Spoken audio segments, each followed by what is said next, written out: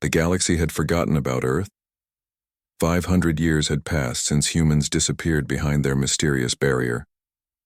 The great powers of the Galactic Council remembered them only as warnings in old history files. They called humans the sleeping giants and told young ones scary stories about the terrible war that almost destroyed everything. Talara sat in the ancient archives on Council Prime, her 4 eyes scanning through dusty records. She was a Minari, a species known for their love of history and old things. Her blue skin glowed softly in the dim light as she worked through another box of artifacts from the human war. The war had been brutal. Humans and the Jakari Empire had fought for 20 years. Billions died on both sides. Whole planets burned.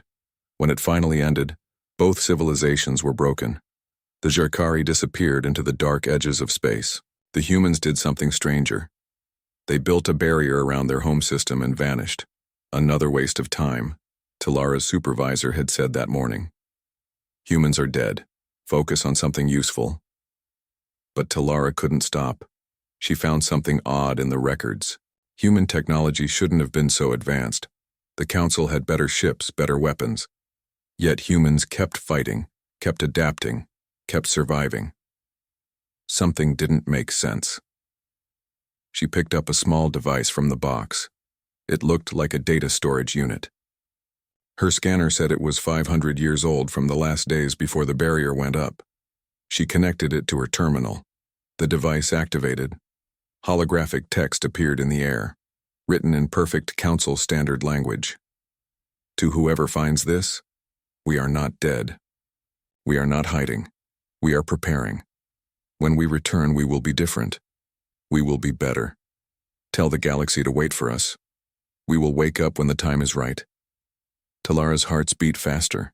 This message was impossible. The device was authentic, but the message suggested humans planned their isolation. They weren't running away. They were doing something else. Far away at the edge of Council space, Admiral Chen Zhao stood on the bridge of the Terran defense ship Unity. The ship gleamed with new technology, smooth and powerful. Around him, dozens of other ships waited in formation. They were nothing like the old human vessels from 500 years ago. Chen was 150 years old, but he looked 40. The medical advances of the isolation years had given humanity time. Time to think, time to heal, time to grow. Admiral, the barrier is failing, his science officer reported. Just as Dr. Okonkwo predicted. Chen nodded. Dr. Sarah Okonkwo appeared on the main screen from Mars Orbital Station. The brilliant scientist looked calm, but Chen saw excitement in her eyes. The quantum field is collapsing naturally, Sarah said. We have 6 hours before the galaxy can see us again. Are we ready? Chen looked at his crew. Humans, all of them, but so different from their ancestors. Stronger, smarter, more unified. The isolation had forced humanity to work together. All the old divisions of nation and culture had faded. They became one people with one goal. Never let the horrors of war happen again. We're ready, Chen said. 500 years of preparation. Time to show them what we've become. On Council Prime, alarms suddenly screamed through the government buildings. Chancellor Vorn, a massive reptilian creature, rushed into the security center. Screens showed the Sol system where Earth was located. What's happening? Vorn demanded. The human barrier is falling, a technician reported, his voice shaking. We're detecting energy signatures, hundreds of them. Ships. They have ships. Vorn felt cold fear run through his body. He was old enough to remember the stories his grandfather told. Stories of humans who never gave up, who fought with creativity and determination that terrified everyone. The Council had been so relieved when humans disappeared. Get our fleet ready, Vorn ordered, and find that archaeologist Talara. She knows more about humans than anyone. Talara received the emergency summons while still holding the ancient human device. She rushed to the Council chambers, carrying the device with her. The Council room was in chaos. Representatives from 50 species shouted at each other. Some wanted to attack immediately. Others wanted to hide.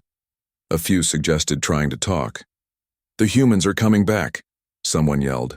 We should destroy them before they destroy us, another shouted. Talara stepped forward. Her small voice somehow cut through the noise. I found something. A message. The humans planned this.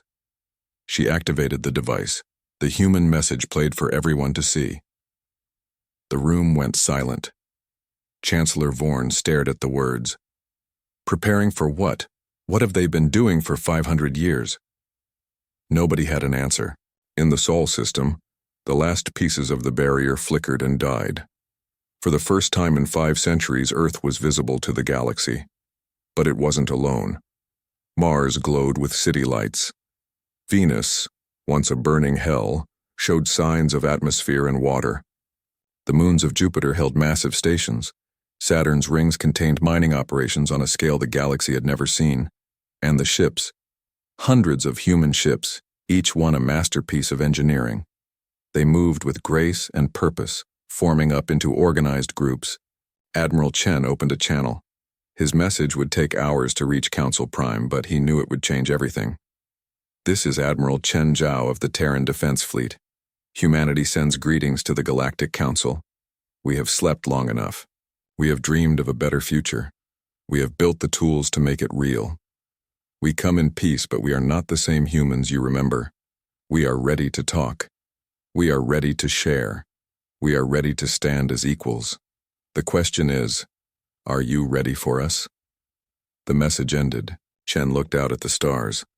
Somewhere out there, the galaxy was about to learn that humans weren't a warning from history. They were the future, and the future had just arrived. Talara couldn't believe she was sitting in a diplomatic shuttle heading toward Mars.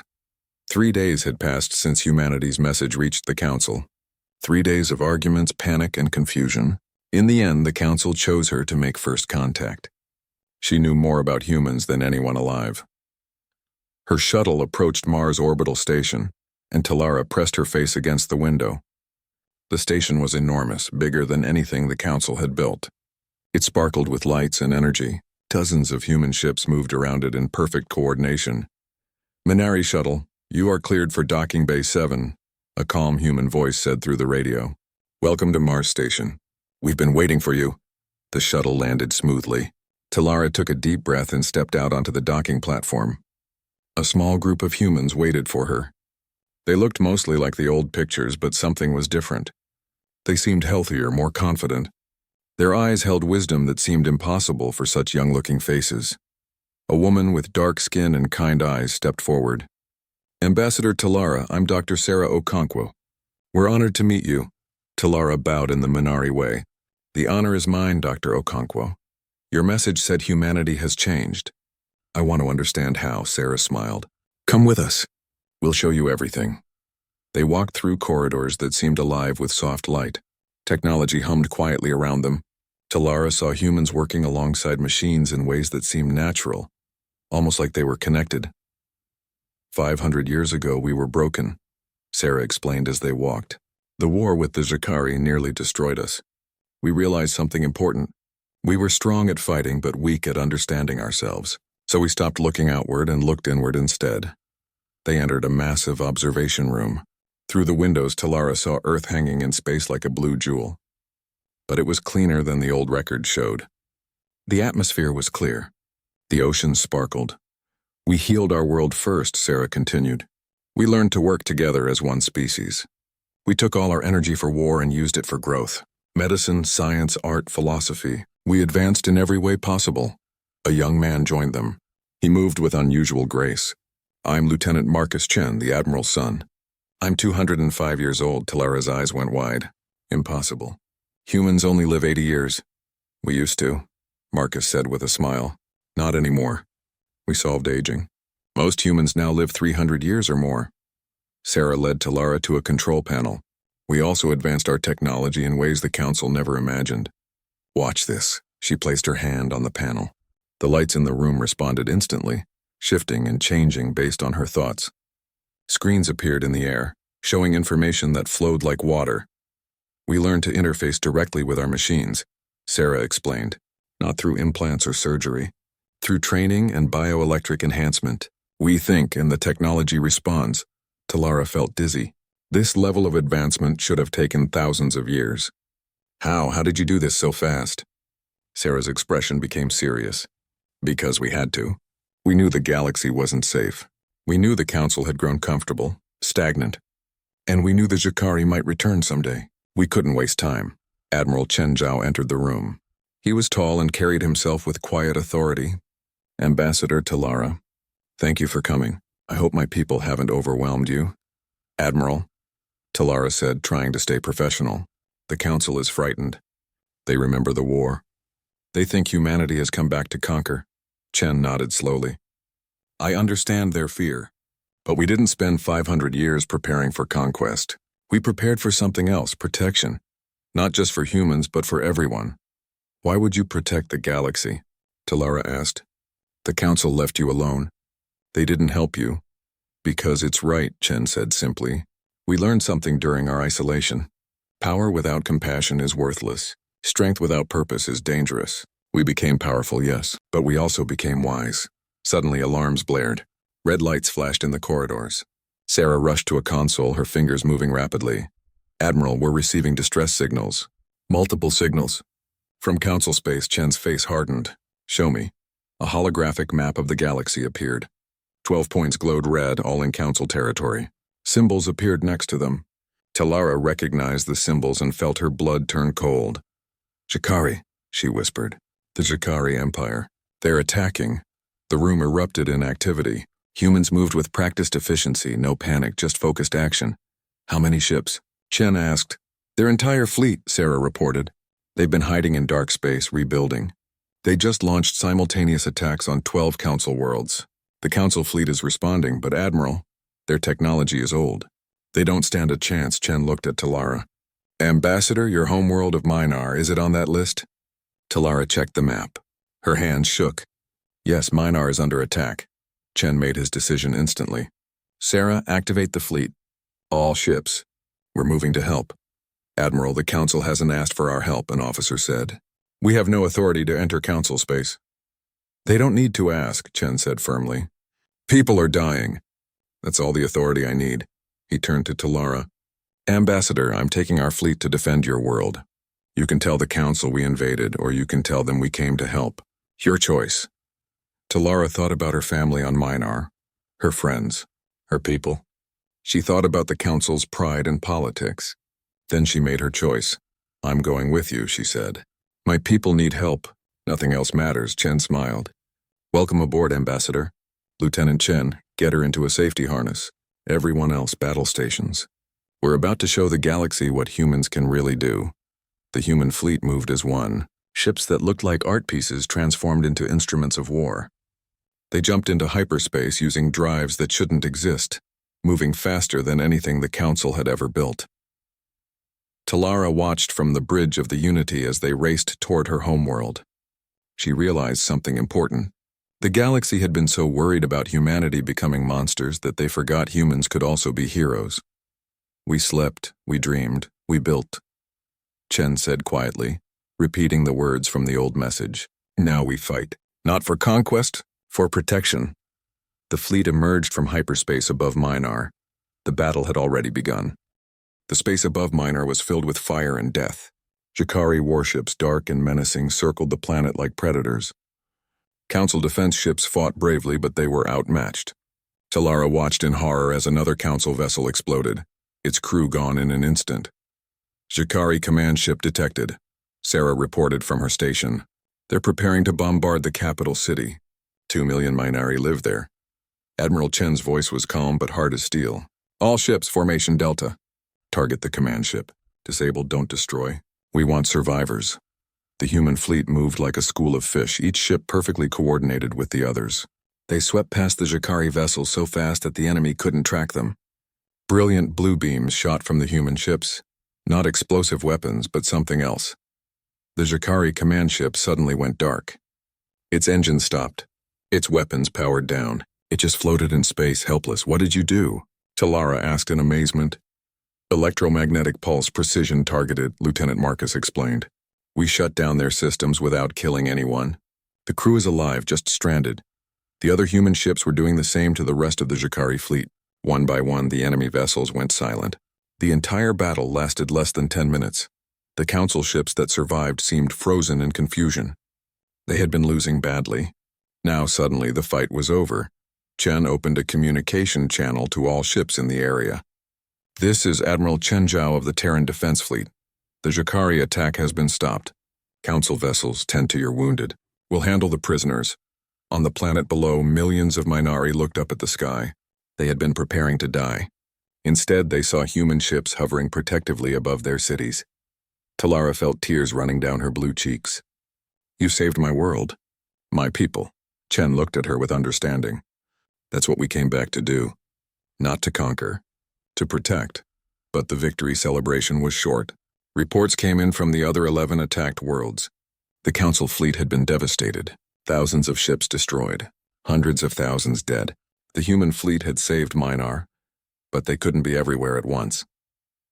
Back on Council Prime, Chancellor Vorn sat in his private chamber. His scaled hands shook as he held a secret communication device. A voice spoke from it, cold and mechanical. "The humans interfered," the voice said. "This was not expected." "They're more powerful than we thought," Vorn said quietly. "What do we do?" "Stick to the plan. The Jakari will keep the Council busy. You will ensure the humans are destroyed, both threats eliminated. You will be rewarded with power over the surviving worlds." Vorn nodded, even though the voice couldn't see him. He had made his deal long ago. He would help eliminate humanity and the Jakari both. In return, he would rule. It didn't matter that he was betraying everything the Council stood for. Power was all that mattered. "I'll activate the ancient weapon," Vorn said. "The doomsday device from the old wars. The humans won't see it coming." The voice seemed pleased. "Good, do it soon. Before they become suspicious, the channel closed."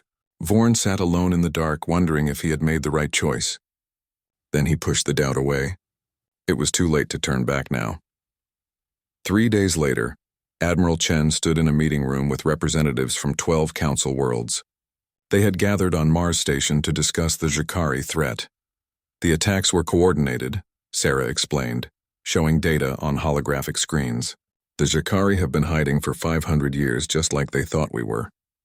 They rebuilt their entire fleet in secret."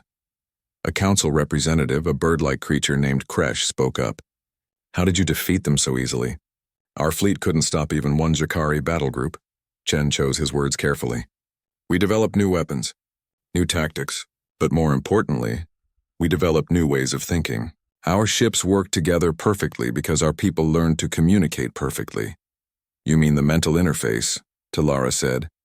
"I've seen it. It's incredible." Another representative, suspicious and angry, stood up. "You've been hiding this power for 500 years. How do we know you won't use it against us?" Chen met the alien's eyes. "Because we could have conquered you already. We have the power. We chose not to use it. That should tell you everything." The room went quiet. The truth was uncomfortable but clear. "Admiral," Talara said carefully, "I've been investigating something. Chancellor Vorn's communications have been strange lately. He's been very quiet about the Zakari attacks, almost like he expected them." Chen frowned. "You think he knew?" "I think it's possible. I want permission to investigate further." "Granted. Take whatever resources you need." While Talara worked on her investigation, something else was happening in Zakari space. A young officer named Kreth stood on the bridge of a damaged warship. Around him, his crew worked to repair systems that the humans had shut down. "Sir, we're receiving new orders from High Command," a technician said. "We're to regroup and attack again." Kreth stared at the orders. Something felt wrong. The Jakari Empire had been defeated easily by the humans. Their intelligence said humans were weak and divided. That was clearly false. Yet High Command wanted to keep fighting. "Why?" Kreth said aloud. "Why keep attacking when we can't win?" An older officer approached him. "Because we've been given orders. We obey." "But the orders don't make sense," Kreth argued. "The humans could have killed us. They chose not to. They disabled our ships but saved our lives. That's not the behavior of an enemy that wants to destroy us." The older officer looked uncomfortable. "What are you suggesting?" Kreth made a decision that would change his life. "I'm suggesting we've been lied to. Someone wanted this war to happen. Someone wanted us to attack the Council. And someone wanted the humans to come out of hiding. That's treason to even think such things." "Maybe," Kreth said. "Or maybe it's the truth. Far away in the deepest parts of space where no light reached, Something ancient stirred. It had many names in many languages. The humans had discovered it during their isolation and called it the Gardener. It had been manipulating galactic civilizations for millions of years, ensuring none grew powerful enough to threaten it. Humanity's sudden advancement was a problem. A big problem. The Gardener had not anticipated humans could grow so much while hidden. Now it had to adjust its plans. The Drakari were tools, nothing more. Chancellor Vorn was another tool. Both would be used to eliminate the human threat. If they failed, the Gardener would handle things more directly. But the Gardener had made one mistake. It had underestimated human curiosity, and it had underestimated what would happen when humans shared what they learned with others. The galaxy was about to discover the truth. And the truth was terrifying. Talara worked through the night, her 4 eyes scanning through encrypted files she had no permission to see. She was technically breaking dozens of council laws, but she didn't care. Something was very wrong with Chancellor Vorn, and she needed proof. She found it at dawn. Admiral Chen, she called through her communicator, her voice shaking. You need to see this. Now. Minutes later, Chen and Sarah stood in Talara's small office, looking at the evidence she had compiled. Communication logs, financial records, energy signatures that didn't belong. Vorn has been in contact with someone, Talara explained. Someone outside the council network. The messages are encrypted, but I traced the energy source. It's not Drakari. It's something else. Something old. Sarah's face went pale. Show me the frequency signature. Talara displayed the data.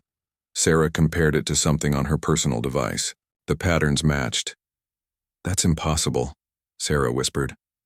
That's the same frequency we detected during our isolation. The signal we called the Gardener. Chen looked at her sharply. You never told the council about this? We weren't sure what it was, Sarah admitted. We detected an artificial intelligence network spread throughout dark matter. It's been watching the galaxy for millions of years.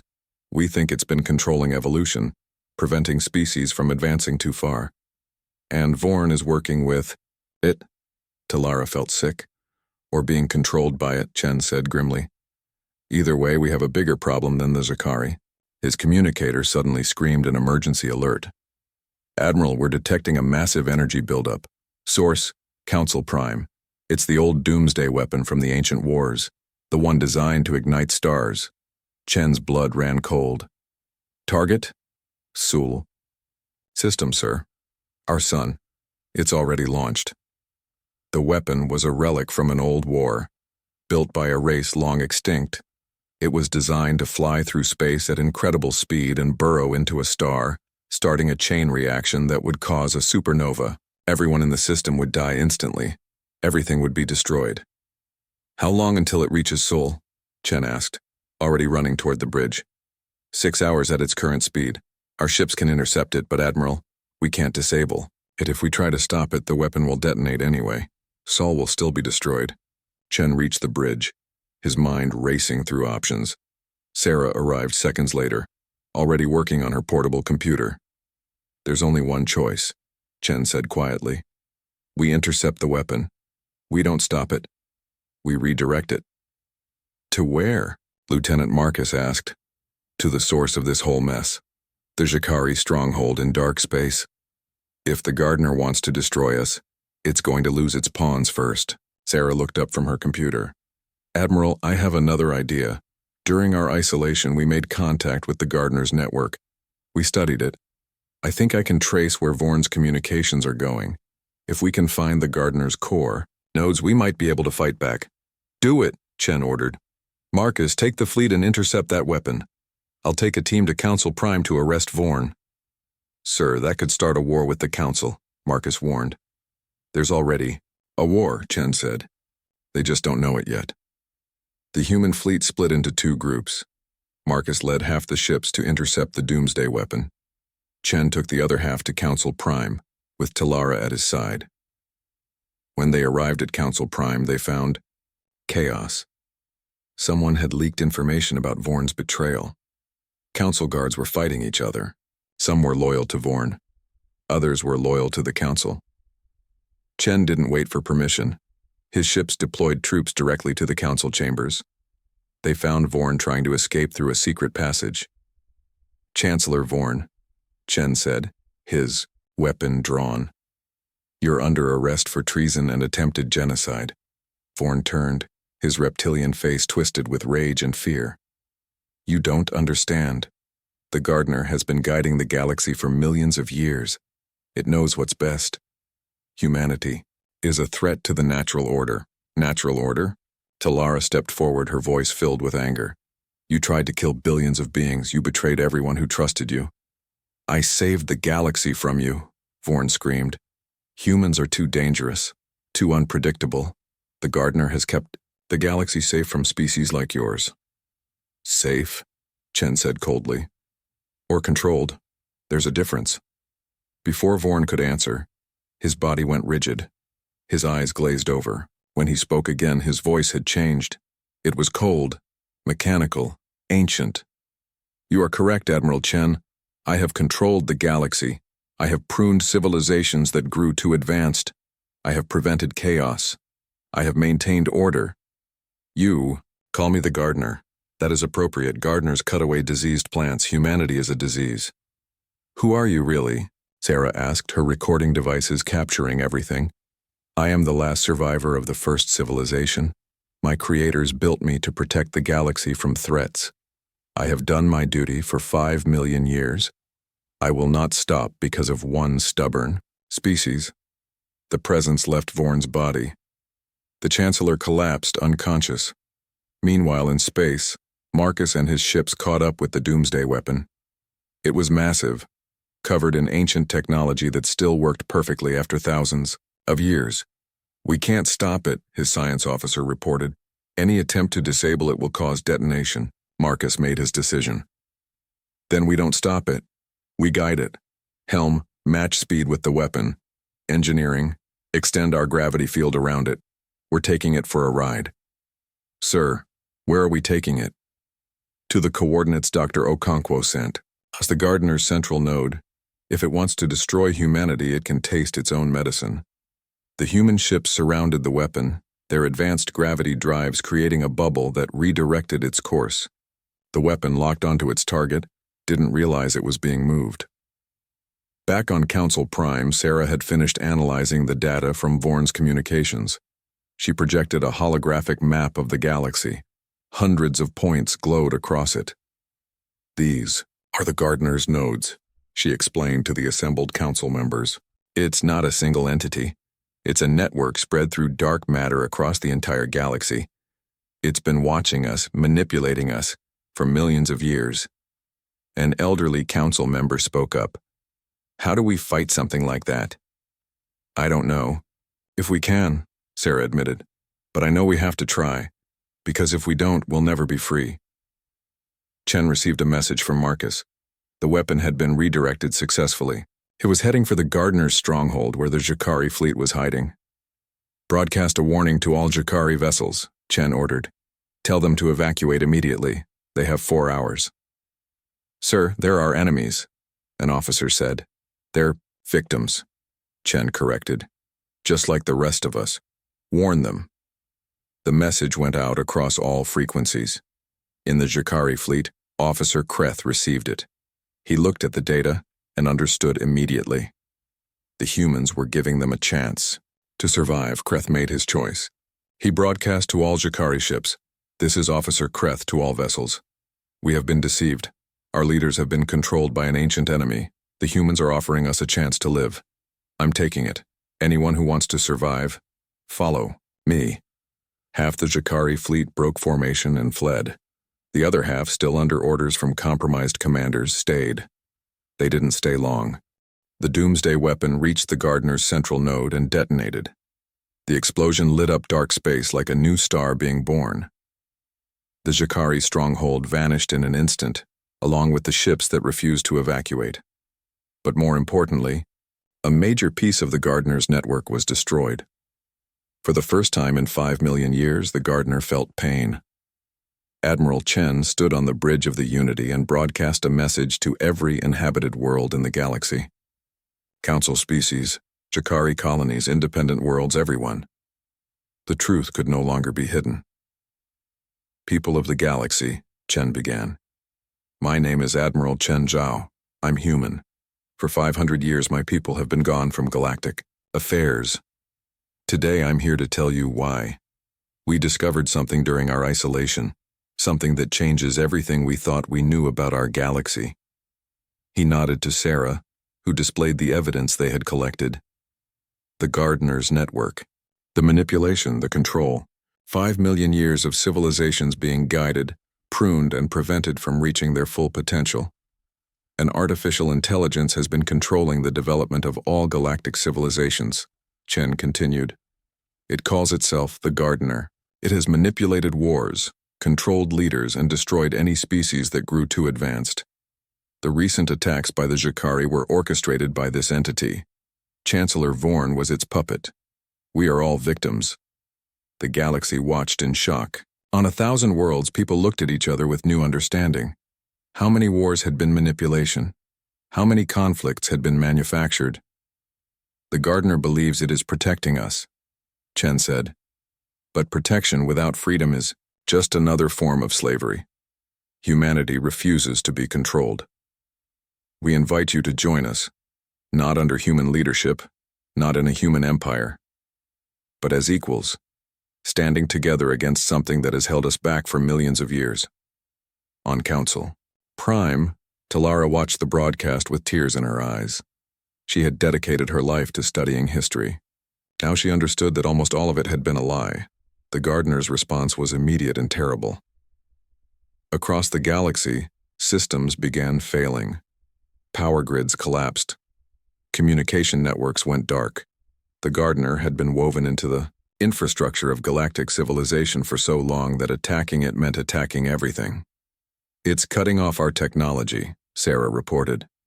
Any system connected to dark matter networks is being shut down. How long can we survive? Chen asked. Days, maybe.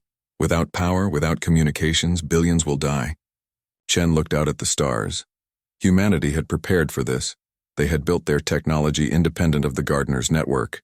But the rest of the galaxy hadn't been so careful. Then we share everything, Chen said. Send the plans for our power systems, our communications, our technology. Send it to everyone, free and open. Sir, that's our advantage. Our only advantage. We don't need advantages, Chen said firmly. We need allies. Send it all. The human technology spread across the galaxy like wildfire. Engineers on 1,000 worlds worked desperately to implement the new systems. It was crude at first, inefficient, but it worked. And it didn't depend on the Gardener. But the Gardener wasn't finished. If it couldn't control the galaxy, it would. Destroy it. Ancient weapons activated across space. Defense systems built millions of years ago came online. They targeted populated worlds with weapons that could crack planets. We can't stop them all, Marcus reported from his ship. There are too many weapons, too many targets. On a Jakari vessel, Officer Kreth watched the same data. He had seen the truth about the Gardener. His people had been pawns, just like everyone else. He made a decision. All Jakari ships, this is Kreth. Our ancestors fought the humans. Today we fight alongside them. Target the ancient weapons, protect the innocent, redeem our honor. The Jakari ships, once enemies, joined the human fleet. Council vessels that could still fly did the same. For the first time in recorded history, the galaxy united against a common threat. But it wasn't enough. The Gardener's weapons were too powerful, too numerous. Dr. Sarah Okonkwo worked frantically in her lab on Mars Station. She had studied the Gardener for years. She understood its network better than anyone. There had to be a weakness. She found it in the strangest place. Biology.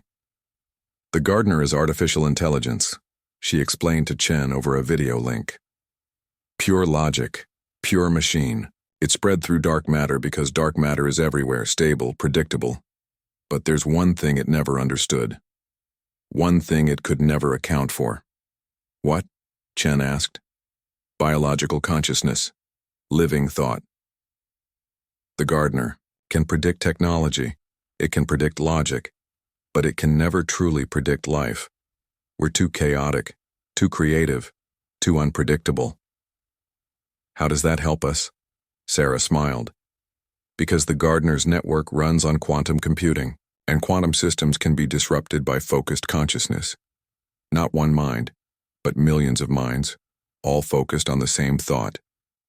You want to fight an AI with meditation? I want to fight it with life itself. Every living being in the galaxy, all thinking the same thought at the same time. The quantum interference would cascade through the Gardener's network. It would fragment, scatter, maybe even shut down. Chen understood immediately. Talara, can you broadcast a message, teaching people how to focus their thoughts? If you give me the technique, Talara replied. Humanity learned it during our isolation, Chen said. We'll teach everyone. We have one shot at this. The message went out to every world. A simple meditation technique, a way to focus your mind, and a time. Exactly 6 hours from now, everyone would think the same thought. We are free. On Earth, humans gathered in cities and fields. On Minar, Talara's people sat together. On Jakari colony worlds, Kreeth's followers joined in. Across the galaxy, billions of beings prepared for something that seemed impossible. The Gardener detected the preparations and accelerated its attacks. More weapons fired. More ships fell. Admiral Chen took the Unity directly into the Gardener's core network, deep in dark space where reality itself seemed twisted. Around him, ships from a dozen species followed. They would keep the Gardener busy, while the galaxy meditated. This is insane, Marcus said from his station. The best human plans usually are, Chen replied with a smile. The time came. Across the galaxy, billions of minds focused. Billions of living, chaotic, unpredictable consciousnesses all thought the same thing. We are free. The quantum interference cascaded through the Gardener's network like fire through dry grass. Nodes shut down, connections severed. The ancient AI, which had controlled the galaxy for 5 million years, fragmented into 1 million pieces. Chen watched on his screens as the Gardener's weapons went silent. The attack stopped. The network collapsed. Did we win? Someone asked. We survived, Chen said. That's enough for now. The Unity limped back to Sol's system. Behind them came ships from every species, not enemies, not subjects, but equals. Talara stood on Mars Station and watched the fleet arrive. Representatives from 100 worlds had come to talk about the future. What now? She asked Chen. Now we build something new, Chen said. Not the Galactic Council, something better. A real alliance, no secrets, no manipulation, just honest cooperation. Think it will work? Chen shrugged. Probably not. We'll argue and fight and disagree about everything, but at least we'll be free to make our own mistakes. That's all humanity ever wanted. Far away, in the deepest parts of dark space, fragments of the Gardener's code drifted through the void. Scattered, dormant, but not destroyed. Very slowly, too slowly for anyone to notice, the pieces began searching for each other. The threat wasn't gone forever, but the galaxy had time now. Time to grow, time to prepare, time to become something the Gardener had never imagined, truly free. On Earth, people looked up at the stars and smiled. Humanity had awakened. The galaxy had trembled, and together they had all survived. The future was uncertain, chaotic, and unpredictable. In other words, it was perfect.